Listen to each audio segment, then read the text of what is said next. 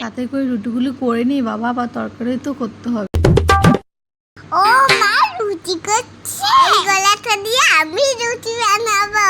না গোলাটা রুটি পড়ে গেল, সেটি করে এই যা তো তুলে যা, বাবা। কাজের সময় এসে বিরক্তি করিস। কি হলো, রাগ করেছিস? ওখানে দাঁড়িয়ে আছিস কেন? সাথে কথা বলবি না, এই নে, এটা নিয়েই তো খেলছিলি এতক্ষণ, নে না নে। আমার লাগবে না, বাবা এত রাগ হয়েছে। আমার হাসি পাই।